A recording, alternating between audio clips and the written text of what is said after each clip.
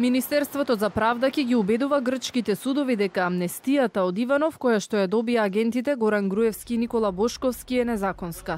Во новото барање за екстрадиција која го токмат македонските власти, најголем дел од аргументите ќе бидат посветени на помилувањето за 56 осомничени на СЈО од пред 2 години, кои самиот Иванов по неколку месеци го повлече.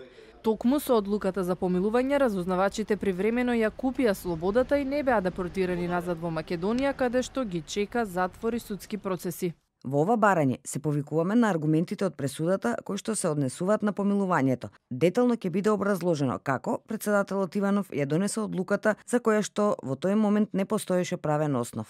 Врховниот суд во Грција во мај одлучи да не ги екстрадира Груевски и Бошковски во земјава со кусо образложение дека нема да добијат фер судење и се повика на аболицијата.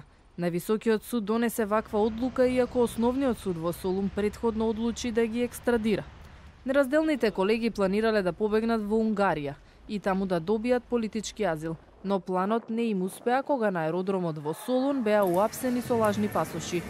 Политичките ривали на Орбан, кои бараат детално образложение за азилот на Никола Груевски, велат дека се заинтересирале и за случајот со Груевски и Бошковски уште лани, но досега не добиле никаков одговор од надлежните органи во Унгарија.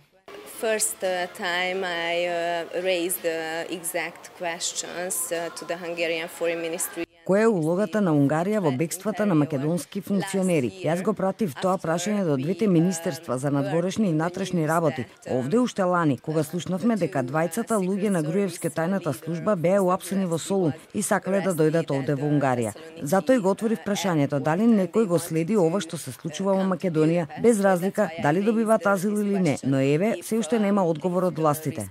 Одбраната на Груевски и Бошковски засега не го коментира новото барање за екстрадиција. Тие сега се слободни граѓани во Грција, каде што ги очекува 2 судски процеси. Еден за лажните бугарски пасоши со кои добија нов идентитет на Христо Атанасов и Ничби Хасан и вториот е за политичкиот азил.